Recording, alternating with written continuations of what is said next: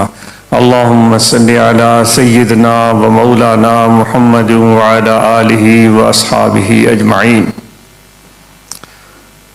سامعین، خواتین و حضرات، ایک بادشاہ تھا، اپنے لشکر اور سپاہ کے ساتھ کسی مہم پر جا رہا تھا۔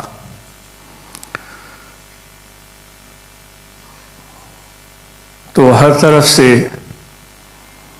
شہر گاؤں سے گزر ہوتا تو لوگ جوک در جوک بادشاہ کا وہ قافلہ دیکھنے آتے، اس کا شان دبدبا، اس کی خوبصورت سواری، عالیشان لباس، چمکتا ہوا تاج، وہ بہت نمایاں تھا، اور پیچھے بے شمار سپاہی ہر طرح کے اسلحے سے مسلح چلے آ رہے تھے۔ تو ہر ایک کی آنکھوں کا محور اس لشکر میں سفر کرتا ہوا بادشاہ تھا۔ چلتے چلتے بادشاہ سلامت کی نظر اس ہجوم میں موجود ایک خاتون پر پڑی۔ ہزاروں چہرے ہو سکتے ہیں، سینکڑوں چہرے ہو سکتے ہیں جو انسان کو بیک وقت نظر آتے ہیں۔ وہ نظر کہاں ٹکتی ہے، یہ انسان کا اپنا مزاج اور اپنی پسند ہوتی ہے۔ جس چہرے پر اس بادشاہ کی کیونکہ رعایا تھی، وہ تو اس کے لیے حکم سننے کا انتظار کر رہی تھی۔ جس خاتون پر اس کی نظر پڑی تو اس نے فوراً اپنے ساتھ چلنے والوں کو حکم دیا کہ وہ جو دور سے نظر آ رہی ہے خاتون، اس کو بلائیں۔ وہ بلایا گیا اور بادشاہ نے اس سے کہا کہ تم میرے ساتھ شادی کر لو۔ وہ کچھ کہے جا رہی تھی، کسی نے نہیں سنا۔ وہ خاتون کچھ کہے جا رہی تھی، کسی نے نہیں سنا۔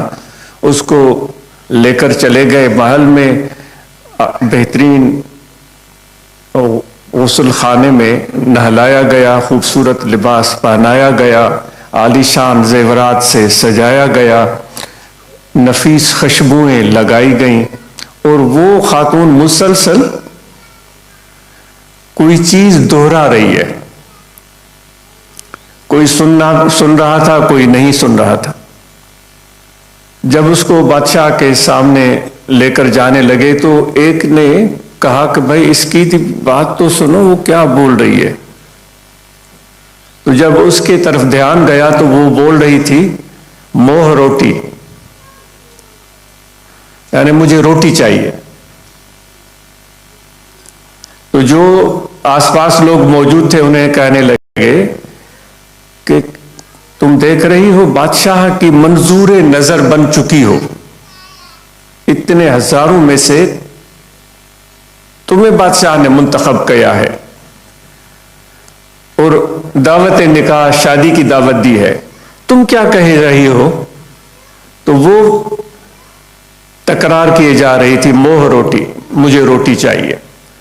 دیکھو تمہارا لباس کتنا عالیشان ہے، زیورات کتنے شاندار ہیں، خوشبوئیں کیا نفیس ہیں، تم وہ یہ کہی جا رہی۔ تو وہ لکھنے والا لکھتا ہے کہ بنیادی چیز یہ تھی کہ وہ گداگر تھی، وہ در در پر جا کر آواز دیتی تھی کہ مجھے روٹی دو۔ تو اس کے ذہن میں، دل و دماغ میں بس روٹی ہی چھائی ہوئی تھی، جو اس کو عزت مل رہی تھی، جو اس کو شان مل رہا تھا، جو اس کو مرتبہ اور مان مل رہا تھا، اس کی طرف اس کا دھیان ہی نہیں جا رہا تھا۔ اس کی تقاضا ایک تھی मुंह रोटी। दोस्तों, हम और आपकी अपनी अपनी पसंद हो सकती है, हम अपना इंतखाब कर सकते हैं।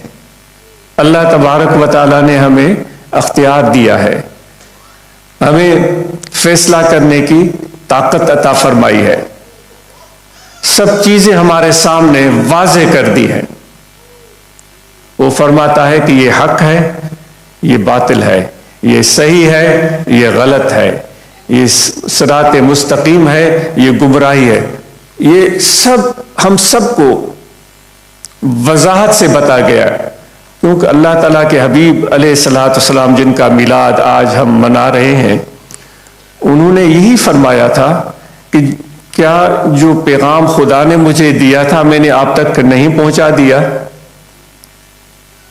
क्या वो हकायत तुम्हें नहीं बता दिए? आज तो दीन का इत्माम हो गया, हकायक, जरूरियात, लवाजमात सब बता दिए गए, तो इंसान के सामने वो सब चीजें वाज़ेह हैं। इस लम्हे हम बैठे हैं, इस वक्त भी हर एक का अपना अपना अंदाज हो सकता है। बज़ाहिर हम सोच सकते हैं इतनी आलीशान बिल्डिंग, इतना अच्छा माहौल, इतनी खूबसूरत रोशनी, इतने अच्छे दोस्त और निफासत के साथ सज संवर कर हम आए हैं, इन लवाजमात का भी कोई नोटिस ले सकता है। साथ में अगर कोई हम में से अहले दिल हो, उसकी रूह बेदार हो, तो इसके अलावा भी कुछ वो महसूस कर सकता है। अल्लाह ताला ने फरमाया ना, वमा अरसलनाका इल्ला रहमतल लिल आलमीन, सब जहानों के लिए रहमत। वो रहमत किस तरह खुदा की तरफ से नाजिल होती है, उसके असरात और समरात क्या होते हैं, उसके नताइज क्या होते हैं, इसके लिए इन आंखों के अलावा हमारे रूह और बातिन और कल्ब की जिंदगी और ताजगी ये जरूरी है। वरना तो रहमतुल लिल आलमीन हमें अता हुए, नबी आखिर ज़मा हमें अता हुए, ये इंसानियत को एक इज्जत बख्शी गई। जिस तरह बादशाह उस औरत को नवाज रहा था, उसके साथ वो शादी करना चाहता था और उसको अपने महल में लेकर गया था और उसको आलीशान कपड़े पहनाए थे, उसको जेवरात पहनाए थे, ये नवाज रहा था, ज़ाहिरी तौर पर नवाज रहा था। लेकिन उस औरत की नजर उस इज्जत पर नहीं थी, एजाज पर नहीं थी। जो एजाज उसको मिल रहा था, उस एजाज पर उसकी नजर नहीं थी, उसकी नजर अपनी भूख पर थी। तो जिस तरह हम ज़ाहिरी तौर पर इन चीजों को महसूस करें, तो रहमत को महसूस करने के लिए हमें दिल की आंखें चाहिए। वो इज्जत जो अल्लाह ने हमें बख्शी, जो एजाज, जो मकाम, जो मर्तबा, जो शरफ और शान हमें अता किया, उसको पहचानने के लिए हमें हमारे दिल की आंखों की जरूरत है। ये इसलिए हमारे लिए मुश्किल है कि हमने कभी दिल की आंखों का इस्तेमाल ही नहीं किया, बल्कि यह कहा जाए कि हमारे दिल की आंखें अंधी हैं। कुरान मजीद में अल्लाह ताला फरमाता है कुफार के मुतालिक कि इनके सर की आंखें तो देखती हैं, लेकिन जो इनकी दिल की आंखें हैं, जो उनके अंदर की आंखें, ये अंधी हो चुकी हैं। तो जब हमारी अंदर की आंखें अंधी हो तो फिर हमें और चीजें तो नजर आती हैं, लेकिन वो जो रहमत नाज़िल हो रही है, जो इज्जत हमें अता की जा रही है, जो शान और मर्तबा हमें मिल रहा है, उसको हम महसूस नहीं कर सकेंगे। फिर वो उस औरत वाला हाल होगा कि जो चीज हमारे लिए अहमियत रखती है, भूख की सूरत में या किसी भी सूरत में, हम उसी पर ही रट लगाए रखेंगे। तो दोस्तों, हुजूर अलैहिस्सलातु वस्सलाम फरमाते हैं, वो अल्लाह ताला फरमाता है कि ये जो नबी मैंने तुम्हारी तरफ भेजा है, ये मेरी आयतें तुम्हारे सामने तिलावत करता है, وَيُزَكِّيهِمْ، صرف بتاتا نہیں ہے بلکہ ان آیتوں کے اندر جو میسج ہے، جو پیغام ہے، جو تبدیلی انسانیت کو چاہیے، اس پیغام اور اس میسج کی اس طرح سے وہ استعمال کرتا ہے کہ ان کے اندر کو، ان کے باطن کو، ان کے روح کو مزکا کر دیتا ہے. جو نجاست، جو خرابی ان کے روح اور باطن میں تھی، اس کو دور کر دیتا ہے. وہ نجاست اور خرابی انسان کو حقائق کے بجائے جو دیگر اشیاء ہیں ان کی طرف متوجہ کر دیتی. وہ تو یہ چاہتے تھے کہ انسان کامل انسان بنے. آپ صلی اللہ علیہ وآلہ وسلم کی آمد سے کیا ہوا؟ دیکھیں، اگر ظاہری طور پر دیکھیں، غلام جو تھے وہ آزاد کر دیے گئے، ان غلاموں کو عزت عطا کر دی گئی. اس وقت غلام عام لوگ خریدتے تھے اور اپنی نوکری ان سے کرواتے تھے. پھر ان کو اس وقت کے معززین کا بھی سردار بنا دیا گیا. یہ ایک تبدیلی تھی. عورتوں کے اندر آپ نے یہ جو امتیاز مردوں نے قائم کیا تھا اس کو دور کر دیا. اللہ تعالیٰ فرماتا ہے نا، وَنُفِخَ فِيهِ مِن رُوحِي، میں نے اپنا روح آدم کے اندر پھونک دیا تھا. وہ روح جو پھونکی گئی تھی اللہ تعالیٰ کی طرف سے، جو خدا کا امر تھا، یہ خدا کا ایک راز تھا. وہ جو روح پھونکی گئی تھی وہ صرف مردوں کے جسم میں تو نہیں آئی، وہ روح تو عورتوں کے جسم میں بھی آئی. خدا کا امر جس طرح مردوں کے لیے شان اور عزت اور مقام اور مرتبہ رکھتا تھا، وہ روح کی صورت میں وہی شان، مقام، مرتبہ عورتوں کے لیے بھی میسر تھا. حضور علیہ الصلوۃ والسلام نے اس سے لوگوں کو آگاہ کیا کہ دیکھو، یہ نہیں ہو سکتا کہ تم ان کو اپنی جاگیر سمجھو، عورتوں کو تم ان کو ایک اپنے حکم کے غلام بنا کر رکھو. آپ صلی اللہ علیہ وآلہ وسلم نے اس چیز کا خاتمہ کیا. عورتوں کو وہ عزت، وہ شان، وہ مرتبہ، وہ مقام عطا کیا. بلکہ یہ کہا جائے کہ جو دروازے آپ نے کھولے نا، یتلو علیہم آیاتہ ویزکیہم، مرد عورتوں دونوں کے لیے آیت تلاوت کی. کیا عطا کیا؟ علم عطا کیا. یعلمہم الکتاب والحکمہ، علم عطا کیا. وہ علم مردوں کو بھی عطا کیا، عورتوں کو بھی عطا کیا. یہ علم، یہ نور، یہ روشنی، یہ سجھاؤ اور یہ عقل، یہ فہم مرد عورتوں دونوں کے لیے حضور علیہ الصلوۃ والسلام نے یہ دروازے کھول دیے. تو اس لیے ہمیں چاہیے کہ ہم دونوں، مرد بھی اور خواتین بھی، اپنے آپ کو اس موقع پر یہ محسوس کریں کہ یہ عنایت خدا کی طرف سے حضور علیہ الصلوۃ والسلام کی آمد سے جو ہوئی ہے وہ مردوں پر بھی ہوئی ہے، عورتوں پر بھی ہوئی ہے. آپ آخری وقت میں جو ارشادات آپ نے فرمائے تھے وہ چند باتیں تھی. اس میں ایک بات یہ بھی تھی، چونکہ آپ دیکھ رہے تھے کہ مرد حاکم بنے ہوئے ہیں، تو آپ نے فرمایا تھا، نماز کی بات فرمائی تھی.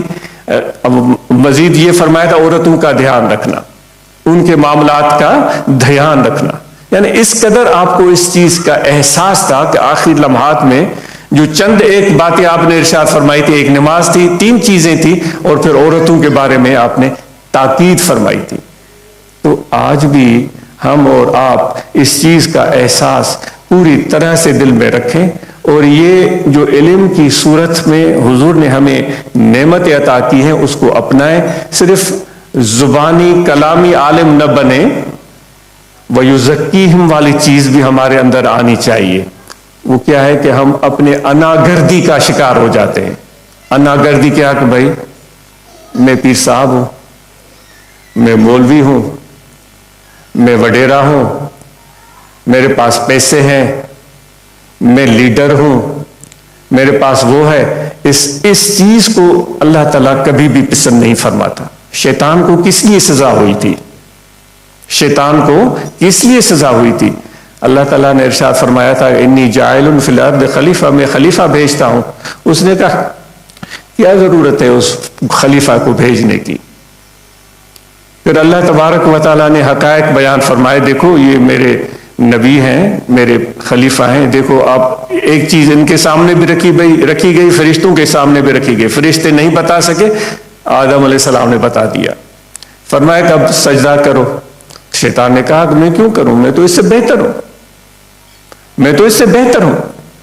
یہ شیطان کی جو سوچ تھی نا، اپنے آپ کو برتر بہتر سمجھنے کی، اس کی قرآن مجید میں بہت زیادہ مذمت کی گئی ہے، اس کو گمراہ کر دیا، کہا گیا کہ یہ گمراہ ہو گیا، اور پھر اس پر نعوذ باللہ من ذالک لعنت کی بات آتی ہے کہ رحمت سے محروم،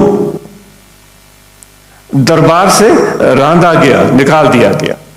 تو اگر کوئی پیر ہے، مولوی ہے، عالم ہے، اس کی اندر اگر یہ ایگو، خود پسندی، تکبر آ جائے تو پھر یہ شیطان کے قریب ہو جاتے۔ ہزاروں کتاب ہم پڑھ لیں، ہزاروں تفسیر پڑھ لیں، اور کتنے بھی ہم دلائل سیکھ لیں، لیکن یہ اندر کی جو ایگو ہے اگر یہ ختم نہیں ہوئی تو پھر یہ چیزیں ہمارے آخرت میں ہمارے کام نہیں آئیں گی۔ لوگ تو کہیں گے، مرد عورتیں، بھائی یہ بڑا عالم ہے، یہ تو بڑا اس نے دستار بندی کی ہوئی ہے، یہ حدیث جانتا ہے، یہ فقہ جانتا ہے، لیکن اے مولوی صاحب، اے پیر صاحب، ذرا اندر ہم اور آپ جھانک کر دیکھیں کہ ہمارے اندر میں وہ تزکیہ ہوا یا نہیں ہوا، وہ نجاست خود پسندی والی، وہ نجاست تکبر والی، وہ اندر میں اگر موجود ہے تو پھر یہ ڈھکوسلا ہو گیا۔ اللہ تعالیٰ تو فرماتا ہے کہ میں تمہارے ظاہر سے زیادہ تمہارے باطن کو جانتا ہوں۔ تو اس لیے اس عمل کو حضور علیہ السلام نے اپنی صحبت میں بٹھا کے صحابہ کرام پر نظر عنایت فرمائی، ان کا تزکیہ فرمایا، ان کے اخلاق کو بہتر بنایا۔ یہ ارشاد فرمایا اپنے ماں باپ کا تو خیال رکھو، پڑوسیوں کا بھی خیال رکھو۔ ایک موقع پر یعنی اس قدر ان کے اندر کو پاکیزہ بنا دیا گیا تھا، حضور کی صحبت میں اتنی اعلیٰ تربیت ہوئی تھی کہ ایک حدیث ہے، اس کا مفہوم میں عرض کرتا ہوں، یہ کتاب الکبائر میں عاجز نے دیکھی تھی، وہ مصنف کا نام عاجز بھول گیا ہے، وہ فرماتے ہیں کہ ایک شخص تھا جو حضور علیہ السلام کی خدمت میں آیا، اس نے عرض کیا، یا رسول اللہ صلی اللہ علیہ وسلم، خواتین بھی سن رہی ہیں، مرد بھی سن رہے ہیں، میرا پڑوسی مجھے تنگ کرتا ہے۔ اب ہم کیا کرتے، وہ آپ اور ہم خود سوچیں، وہ بڑا پریشان تھے، آپ نے فرمایا جاؤ صبر کرو۔ وہ چلا گیا، 2 دن کے بعد پھر آ گیا، آ کر عرض کیا، یا رسول اللہ صلی اللہ علیہ وسلم، پڑوسی پریشان کرتا ہے۔ آپ نے فرمایا جاؤ، جا کر صبر کرو۔ میلاد شریف ہم منا رہے ہیں، یتلو علیہم آیاتہ ویزکیہم۔ اب میلاد شریف ہو تو پھر ہم میلاد کے ساتھ وہ چیزیں بھی اپنے اندر پیدا کرنے کی کوشش کریں جو حضور علیہ السلام نے صحابہ کے اندر پیدا فرمائی تھی۔ تو اس نے پھر دوبارہ آ کر کہا کہ میرا پڑوسی بہت پریشان کرتا ہے۔ آپ نے فرمایا جاؤ صبر کرو۔ بلا سکتے تھے پڑوسی کو، چاہے وہ مسلم ہو یا نان مسلم ہو، بلا سکتے تھے، اس کو کہہ سکتے تھے بھائی اس کو کیوں پریشان کرتے ہو۔ اب تزکیہ کیا چیز ہے، ایک چھوٹے اس حدیث کے مفہوم سے ہم اور آپ سمجھ سکتے ہیں۔ وہ چلا گیا، کچھ دنوں کے بعد پھر آ گیا، اس نے کہا یا رسول اللہ صلی اللہ علیہ وسلم، پڑوسی نے مجھے ہلکان کیا ہوا ہے، پریشان کرتا ہے۔ آپ نے فرمایا اچھا ایسا ہے، صبر تم سے ہو نہیں رہا ہے، چیز صبر نہیں ہو رہا ہے۔ آپ نے فرمایا پھر اگر صبر نہیں ہو رہا ہے تو گھر کا سامان نکالو، گھر کا سامان جو بھی ضروری ہے نکالو، گلی میں بیٹھ جاؤ، وہاں تو تمہیں پریشان نہیں کرے گا، وہ دیوار ساتھ ہے تو اب وہ تمہیں پھر تنگ کرتا ہے، تو اب گلی میں بیٹھ جاؤ۔ تو بظاہر یہ حیران کن امر ہے، مظلوم بھی یہ ہے، وہ فریاد لے کر آیا ہے، آپ فرما رہے ہیں سامان لے کر گلی میں بیٹھ جاؤ۔ تو وہ بھی حضور کی صحبت میں آتا تھا، اس نے دیکھا نبی کا حکم ہے علیہ الصلوۃ والسلام، اس نے کوئی اس میں تردد نہیں کیا، سامان لے کر گلی میں بیٹھ گیا۔ اب اس کے بچے بھی بیٹھے ہوئے ہیں، وہ بھی بیٹھا ہوا ہے، لوگ آئے اس سے پوچھیں بھائی کیوں بیٹھے ہوئے ہو؟ اس نے کہا کہ میں حضور کی خدمت میں گیا تھا، پڑوسی کے بارے میں نے بات کی تھی، آپ نے صبر کی تلقین فرمائی، پھر میں دوبارہ گیا، آپ نے صبر کی تلقین فرمائی، میں تیسری بار گیا، آپ نے فرمایا صبر کرو تو اچھا ہے، نہیں ہوتا تو گلی میں سامان لے کر بیٹھ جاؤ۔ میں آپ صلی اللہ علیہ وسلم کے فرمان کے مطابق گلی میں بیٹھا ہوا ہوں۔ تو پریشان ہو گئے وہ لوگ جو آنے جانے والے، وہ گئے اس شخص کے دروازے پر، کھٹکھٹایا اور اس کو بلایا، اس کو کہا کہ بھائی اس بھائی کو کیوں آپ نے پریشان کیا ہے؟ تو ایک آیا، پھر دوسرا آیا، پھر تیسرا آیا، وہ بیچارہ عاجز آ گیا۔ آخر میں وہ چل کر اس کے پاس آیا کہ بھائی مجھے معاف کرو، میں آئندہ کبھی بھی تنگ نہیں کروں گا، آپ خدا کے لیے اپنے گھر میں تشریف لے جاؤ۔ تو وہ اپنے گھر سامان لے کر چلا گیا۔ اب یہ سوچ دیکھیں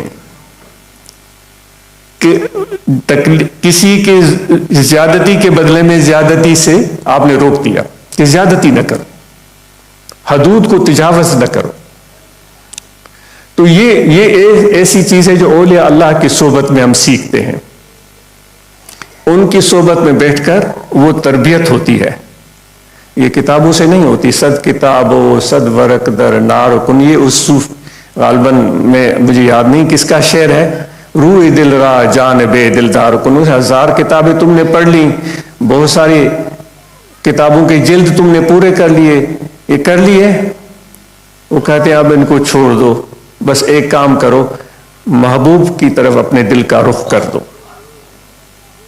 یہ کتابیں تمہیں وہ چیز نہیں دے سکتی جو محبوب کی طرف دل کا رخ کرنے سے تمہیں رہنمائی ملے گی، اندر کی صفائی ہوگی، تزکیہ ہوگا، وہ تکبر، وہ ریا، وہ خرابی، وہ فتور جو تمہارے اندر پیدا ہوا ہے، جو رکاوٹ ہے تیرے اور اللہ تعالیٰ کے درمیان، اس سے تمہیں نجات عطا ہوگی۔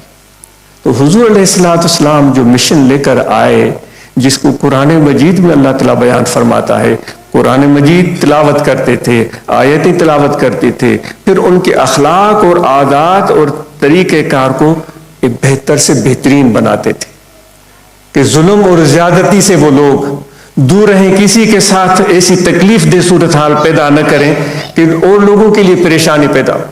تو اس وقت ہم ظاہری طور پر بہت ساری چیزیں محسوس کر سکتے ہیں، لیکن اگر روحانی طور پر ہم دیکھنا چاہیں تو وہ یہ جو طریقہ تھا حضور علیہ السلام کا کہ صحابہ بیٹھتے تھے آپ کے حکم کے منتظر، تربیت کے منتظر، ارشاد ہوتا کھڑے ہو جاؤ تو کھڑے ہو جاتے تھے، ارشاد ہوتا بیٹھ جاؤ تو وہ بیٹھ جاتے تھے۔ تو وہ طریقہ ہم اپنانے کے لیے ہمہتاً تیار ہو جائیں اور اس کو اپنائیں، تاکہ وہ جو مشن حضور علیہ السلام لے کر آئے وہ ہمارے لیے بھی ان کے لیے مکمل ہوا، صحابہ کے لیے ہمارے لیے بھی مکمل ہو۔ تو اس لیے ہم ذکر کرتے ہیں، اس لیے ہم صحبت کرتے ہیں، اور اس میں پھر وہ جو صحبت میں بیٹھ کر متوجہ اور منتظر ہونے کی ضرورت ہوتی ہے، گفتگو کی ضرورت نہیں ہوتی۔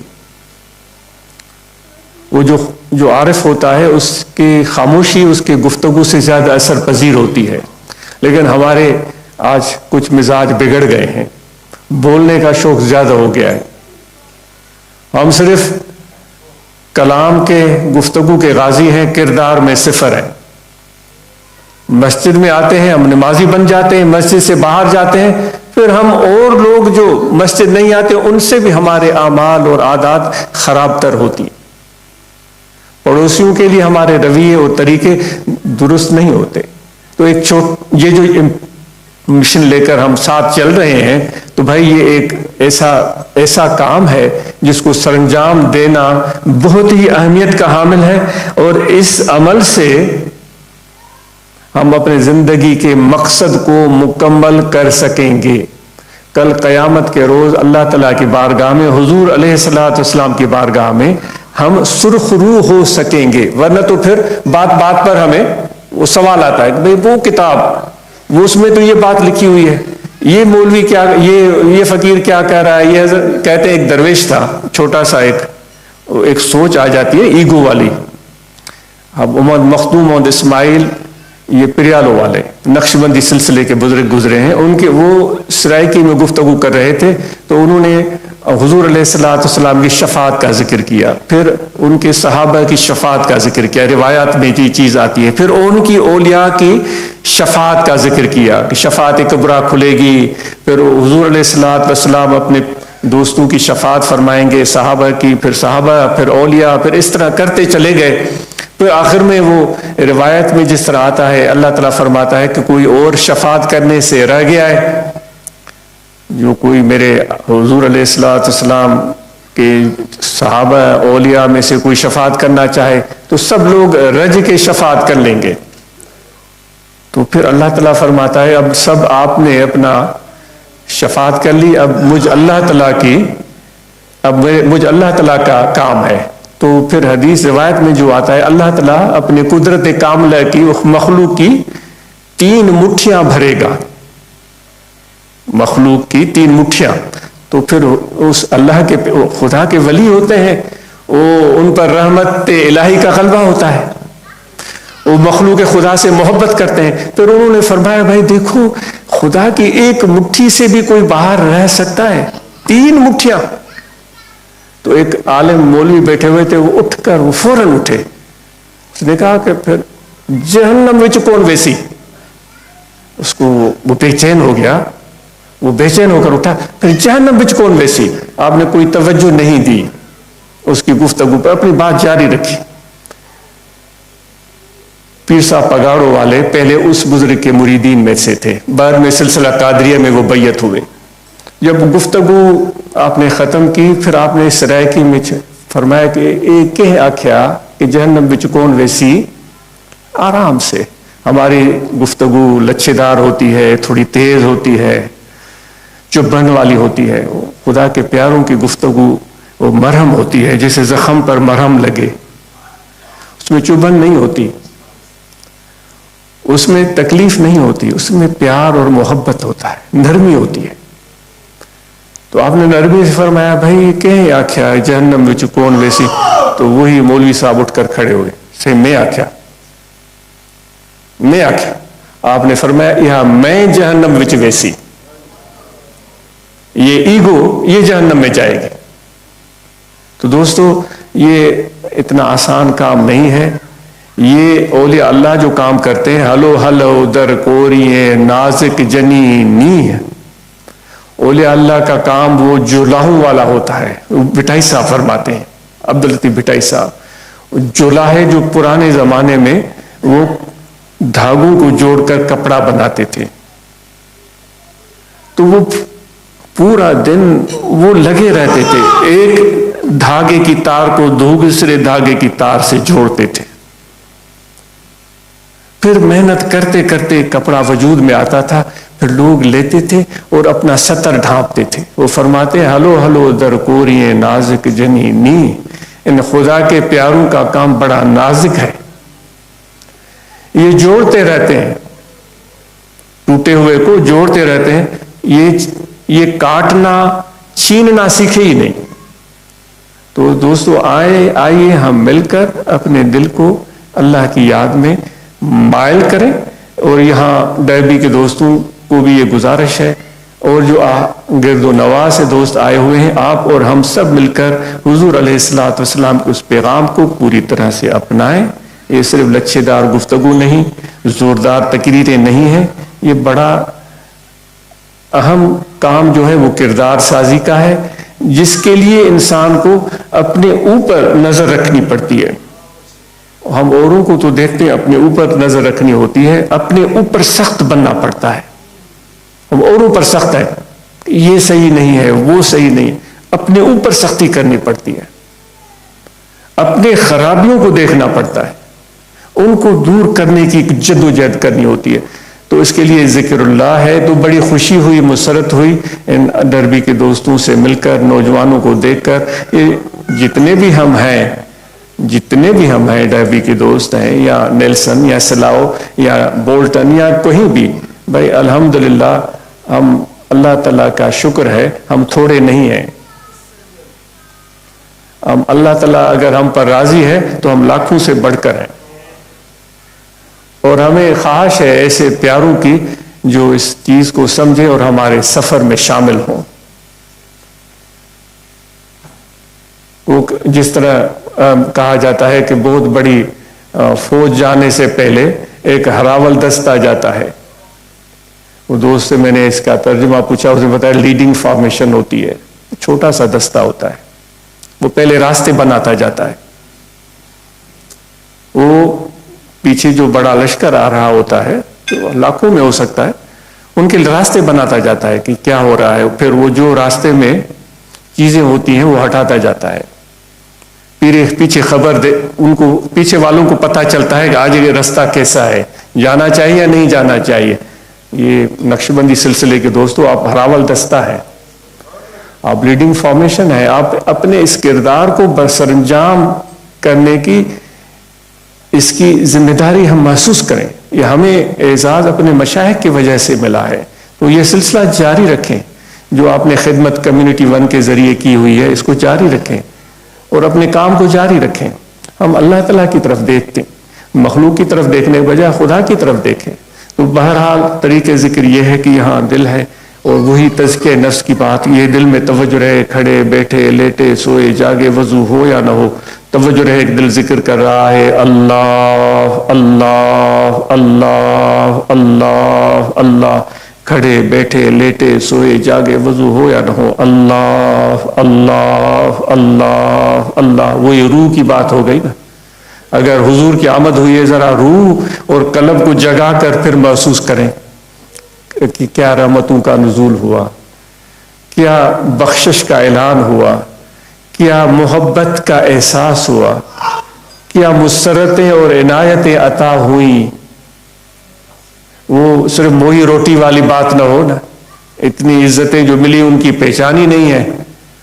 وہ سندھی میں بولتے ہیں کہ بھائی گدے کو گلقند کھلانا، گلقند بناتے ہیں وہ پھول کے پتوں سے، پھر اس کو سکھاتے ہیں، پھر ان میں وہ شکر ڈالتے ہیں، پھر وہ شکر تھوڑی تپش پر نرم ہوتی ہے، پھر اس کا رس بنتا ہے، پھر پھول کے جو پتے ہیں اس شکر میں گھلتے جاتے ہیں، پھر وہ گلقند بن جاتا ہے۔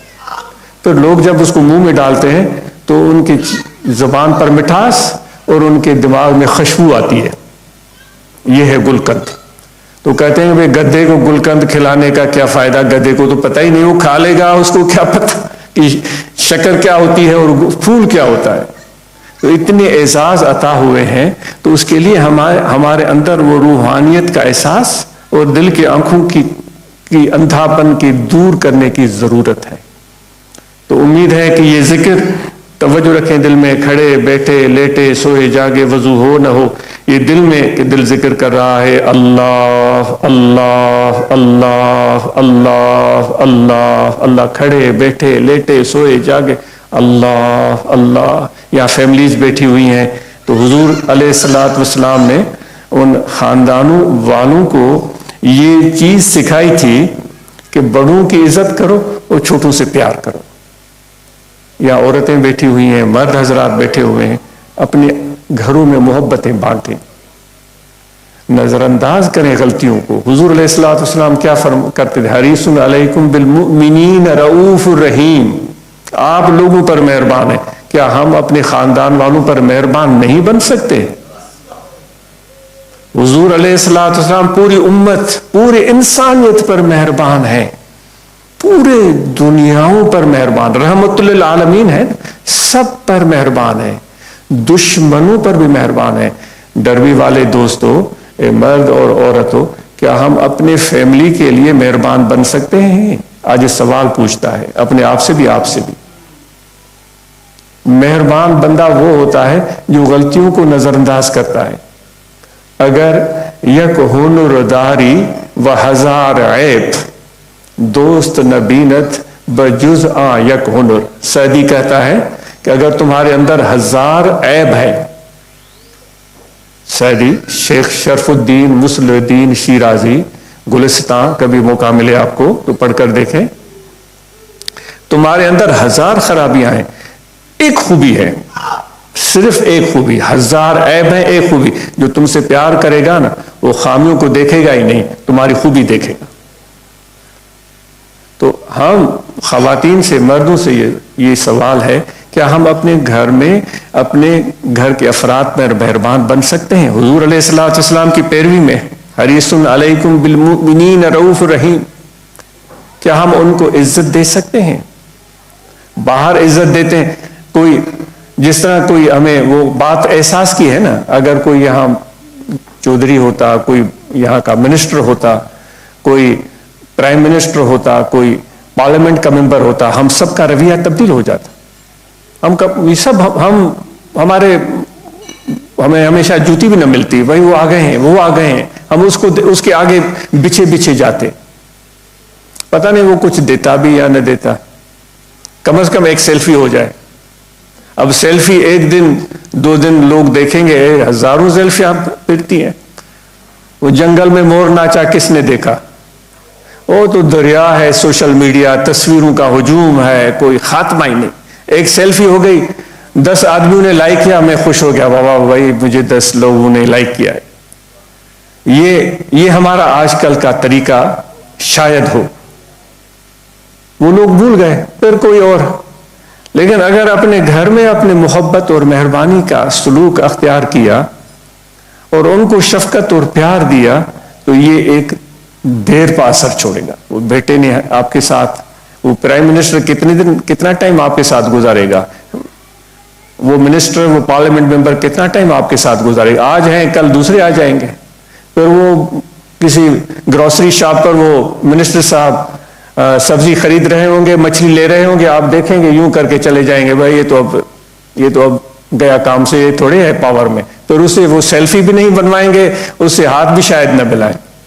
لیکن گھر میں جو ہم رہتے ہیں، شوہر بیوی کے ساتھ، بیوی شوہر کے ساتھ، بیٹے بیٹیوں کے ساتھ، یہ تو کتنا ٹائم ہمیں گزارنا ہوگا. اس لیے تو حضور علیہ الصلوۃ والسلام فرماتے ہیں کہ اپنے خاندان والوں کے ساتھ نرمی کا سلوک اختیار کرو.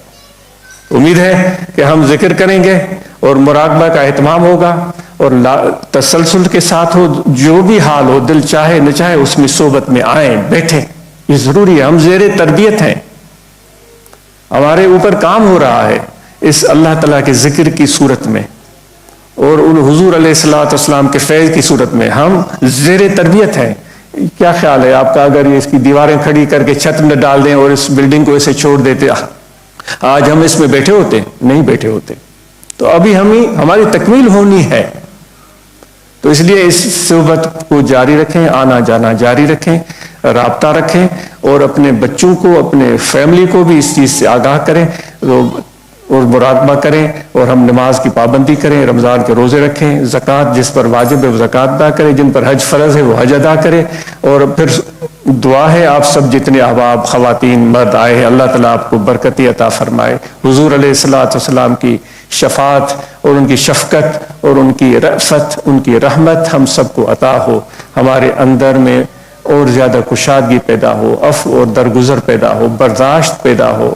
ہم ایک دوسرے کا خیال رکھیں، اچھی نظر سے دیکھیں اور ہم اپنے گناہوں کو محسوس کریں، اوروں کے گناہوں کو نظر انداز کریں. اللہ تعالیٰ ان احباب کی اس محنت کو قبول کرے جنہوں نے یہ محنت کی. اتنا اچھا پروگرام سجایا، نوجوانوں کو دیکھ کر مسرت ہوئی. نوجوانوں سے بڑی توقعات ہیں اور ان کے روشن چہرے دیکھ کر حوصلہ بڑھ جاتا ہے. یہ کمیونٹی ڈربی کی اور ہمارے یو کے کی انشاءاللہ مثالی کام کر کے دکھائیں گے یہ نوجوان. آپ سب کا بہت شکریہ. جزاکم اللہ خیر.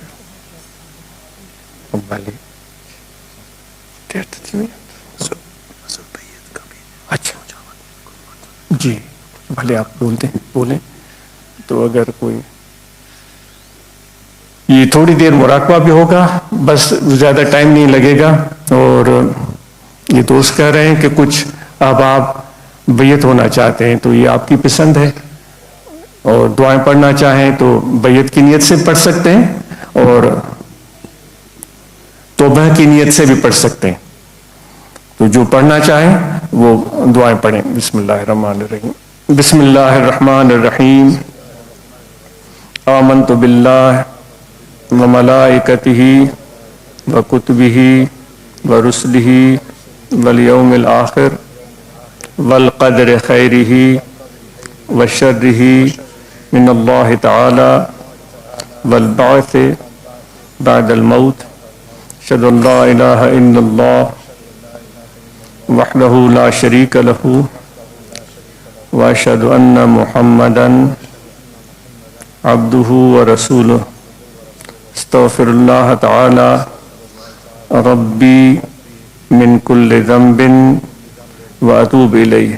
دعا جامع مرد و خواتین سب کے لیے جامع دعا الحمدللہ رب العالمین اللہم صلی علی سیدنا مولانا محمد وعلی آلہ وصحبہ اجمعین اللہم ربنا آتنا من لدنک رحمتا وہیئ لنا من امرنا رشدا اللہم ربنا آتنا فی الدنیا حسنتا وفی الآخرۃ حسنتا وقنا عذاب النار صلی اللہ تعالی علی خیر خلق ونور عرشی سیدنا مولانا محمد وعلی آلہ وصحبہ. سب دوست خواتین و مرد ختم شریف پڑھیں. 11 مرتبہ درود شریف، 1 مرتبہ سورہ فاتحہ اور 11 مرتبہ سورہ قریش اور 11 مرتبہ سورہ اخلاص اور آیت کریمہ ان رحمت اللہ قریب من المحسنین، یہ 25 مرتبہ ہے.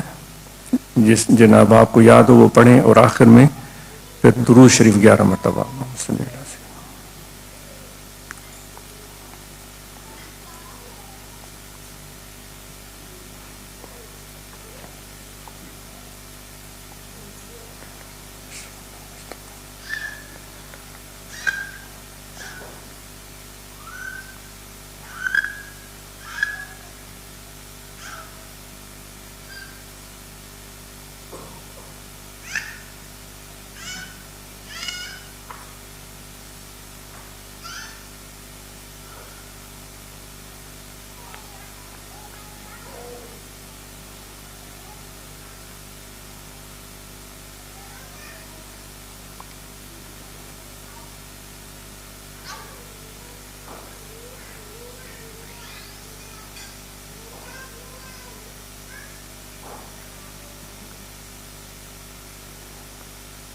یہ ہم روزانہ ختم شریف گھر میں پڑھیں اور کچھ لمحوں کے لیے مرد ہوں یا خواتین ہوں جائے نماز پر یا کوئی بھی اپنے بیڈ پر کسی بھی جگہ، کیونکہ ذکر کے لیے کوئی شرط نہیں ہے.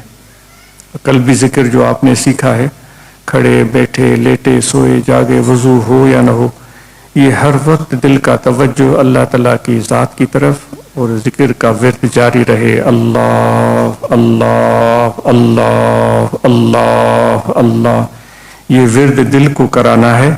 زبانی ذکر اپنی جگہ وہ بے شک کریں، درود پاک پڑھیں اور جو بھی ورد ہے وہ کریں، لیکن قلبی ذکر کے لیے آپ کو اپنا توجہ دل کی طرف کرنا پڑے گا اور دل کو اور خیالات سے فکرات سے آزاد کرنا پڑے گا، اور پھر یہ دل کو ورد کرانا ہے. اللہ اللہ اللہ، ایسے سمجھیں یہ سینہ پنجرے کی طرح ہے اور دل ایک پرندے کی طرح ہے. وہ اس پنجرے میں وہ پرندہ دل والا بول رہا ہے اللہ اللہ اللہ اللہ. یہ مشق کریں، یہ مشق کریں، کیونکہ ذکر جو ہے نا وہ دل کو سکون بخشتا ہے. جیسے کہ ایک آپ کبھی خواتین اور مرد کسی ندی کے کنارے جائیں اور وہ ندی صاف شفاف پانی سے لبریز ہو، اس کے چاروں طرف گھاس ہو، سرسبز ہو، تو تھوڑی دیر کے لیے آپ اس ندی کی طرف اپنی آنکھیں اٹھائیں، اس کو دیکھیں. ہوا بھی نہیں ہو، ہوا بھی نہیں ہو، بالکل سکوت اور سکون ہو. پھر اس پانی کو دیکھیں، پھر اس کی خوبصورتی دیکھیں کہ کس طرح آپ کے اس سکون کو آپ اس پانی میں محسوس کریں گے. تو اللہ تعالیٰ کا ذکر اس دل میں وہ کیفیت پیدا کر دیتا ہے. الا بذکر اللہ تطمئن القلوب، آگاہ ہو جاؤ، کوئی چیز بھی اللہ تعالیٰ کے ذکر کے بغیر دلوں کو سکون نہیں دیتی. اگر اس ندی کے کنارے آپ کھڑے ہیں اور سکون پانی ہے، چھوٹا سا ایک کنکر کیا ایک پتا پھینکے، ایک پتا پھینکے جس میں وزن ہی نہیں ہوتا، فوراً اس میں لہریں پیدا ہوں گی، وہ سکوت ختم ہو جائے گا. تو اور جو یاد دل میں آتی ہے نا وہ اس طرح دل کو بے چین کر دیتی ہے، پھر لہریں پیدا ہوتی ہیں، وہ سکون پانی کا ختم ہو جاتا ہے. تو دل میں ایک اللہ کی یاد، یہ اس کو کنسنٹریشن بولا جاتا ہے. یہ کیفیت جو ہے نا یہ دل والوں کو ملتی ہے، جو چاہتا ہے اس کو ملتی ہے. یہ صرف گفتگو اور زبانی باتیں نہیں ہیں، یہ سکون اور سکوت جس کو مل گیا اس کو دنیاوی زندگی میں کامیابی مل گئی. تو الا بذکر اللہ تطمئن القلوب، اس طرح دل میں سکون سا طاری ہو جاتا ہے. تو امید ہے آپ یہ قلبی ذکر کی مشق کریں گے. تو ختم شریف کی دعا کی جاتی ہے، جو بھی پڑھا ہے ثواب آپ حوالے کر سکتے ہیں. الحمدللہ رب العالمین. اللہم صلی علی سیدنا مولانا محمد وعلی آلہ وصحبہ اجمعین. اللہم بلغ ثواب.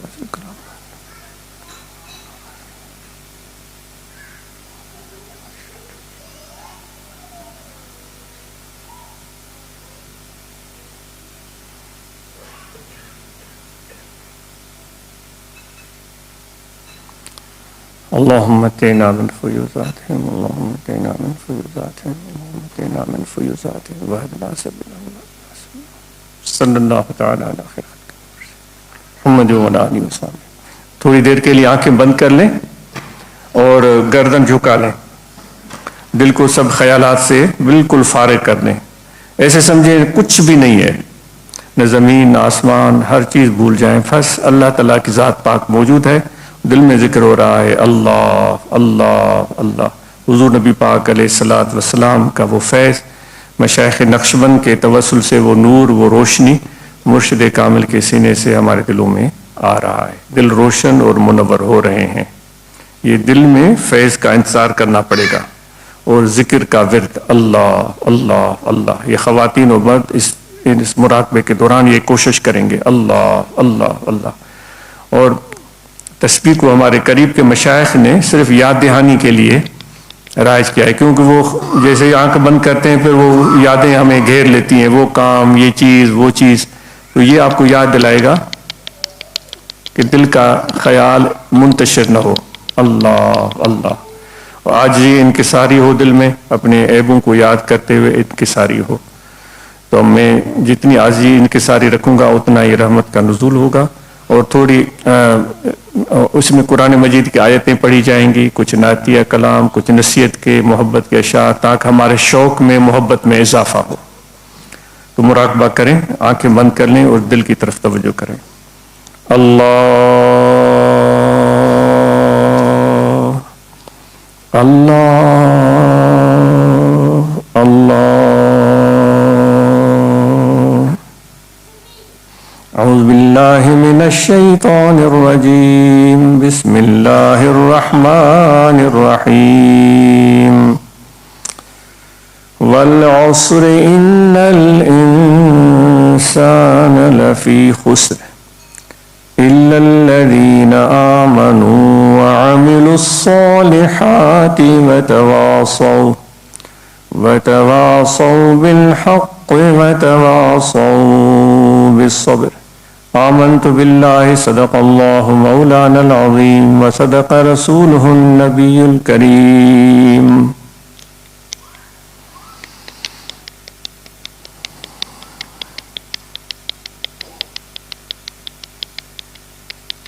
محمد سید الکونین والثقلین والفریقین من عرب ومن عجم. مولاي صل وسلم دائما ابدا على حبيبك خير الخلق كلهم. هو الحبيب الذي ترجى شفاعته لكل هول من الأهوال مقتحم. مولاي صل وسلم دائما أبدا على حبيبك خير الخلق كلهم. الله الله.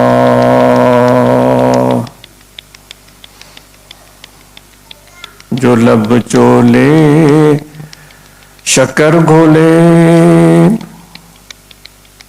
مٹے شیریں سخن بولے. جو لب چولے شکر گھولے مٹھے شیریں سخن بولے. خدا جہدی رضا بولے خدا جہدی رضا بولے. اور سرور انبیاء دیکھوں، اٹھونی سینگیاں سیاں جو قسمت آزما دیکھوں، موہن مٹھڑے حجازی کو سبھی دکھڑے سنا دیکھوں، نبی مرسل گدا جہدے ملائک ہن فدا جہدے، بحر بر ہن سخا جہدے، بحر بر ہن سخا جہدے، او سرور انبیاء دیکھوں۔ اللہ تجھے پیدا کیا کس واسطے اللہ نے اے دل، تجھے پیدا کیا کس واسطے اللہ نے اے دل، تجھے پیدا کیا کس واسطے اللہ نے اے دل، سمجھ کر بھول جاتا ہے یہ تیری کیسی مستی ہے، ارے دل بندگی میں کس لیے کرتا تو سستی ہے، خلائق دیکھ کر تیرا تماشا ساری ہستی ہے، تجھے پیدا کیا کس واسطے اللہ نے اے دل، سمجھ کر بھول جاتا ہے یہ تیری کیسی مستی ہے، اللہ اللہ الہی میں بس ہوں خطاوار تیرا، مجھے بخش ہے نام غفار تیرا، نہیں کوئی میرا سوا تیرے یا رب، نہیں کوئی میرا سوا تیرے یا رب، تو مالک میں ہوں عبد بیکار تیرا، کوئی تجھ سے کچھ اور کوئی کچھ مانگتا ہے، میں تجھ سے ہوں یا رب طلبگار تیرا، کہاں میرے عصیاں کہاں تیری رحمت، کہاں میرے عصیاں کہاں تیری رحمت، کہاں خس کہاں بحر زخار تیرا، جاگنا ہے جاگ لے افلاک کے سایہ تلے، حشر تک سونا پڑے گا خاک کے سایہ تلے، ذکر کن تا ترا جانست، پاکیے دل ذکر رحمان است۔ دعا جامع ہم سب حاضرین کے لیے، خواتین مرد چھوٹے بڑے ہم سب کے لیے دعا جامع۔ الحمدللہ رب العالمین والعاقبۃ للمتقین، الصلاۃ والسلام علی رسول سیدنا و مولانا محمد وعلی آلہ وصحبہ اجمعین۔ اللہم ربنا آتنا من لدنک رحمۃ وہیئ لنا من امرنا رشدا، اللہم ربنا ظلمنا انفسنا وإن لم تغفر لنا وترحمنا لنکونن من الخاسرین، لا الہ الا انت سبحانک انی کنت من الظالمین۔ خداوندہ مقصود ما توئی و رضائے تو محبت و معرفت خود مارا بدے، خداوندہ آنچ دوستان خود رامیدی و دوستان خود مارا بدے۔ ربنا تقبل منا انک انت السمیع العلیم وتب علینا انک انت التواب الرحیم۔ صلی اللہ تعالی علی خیر خلقی و نور عرشی سیدنا و مولانا محمد وعلی آلہ وصحبہ اجمعین برحمتک یا جی السلام علیکم۔ یا نبی سلام علیکہ، یا رسول سلام علیکہ، یا حبیب سلام علیکہ، صلوات اللہ علیکہ، طلع البدر علینا من ثنیات الوداع وجب الشکر علينا ما دعا لله دائی تیری یاد کملی والے میرے جینے کا سہارا اچھا ہوں یا میں برا ہوں آخر ہو تمہیں تمہارا یا حبیبی یا محمد یا نبی سلام علیکہ یا رسول سلام علیکہ یا حبیب سلام علیکہ صلوات اللہ علیکہ.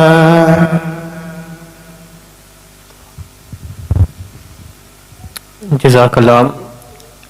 Just want to reiterate my thanks on behalf of Dari Foundation to Huzur Qibla Alam who have travelled from across the globe to bless us with their time, presence and pearls of wisdom. Huzur, we are deeply thankful to you. Qibla Jafar Sahib, we also appreciate your presence and pearls of wisdom. And finally, thank you to everybody who have attended today. Inshallah, there is an opportunity to meet Huzur Qibla Alam. If I can kindly request that we form a line towards my right here, and if you can come in this direction, meet Huzur, and then make your way towards back to your tables. Food will be served towards your tables, so please do stay behind to have food.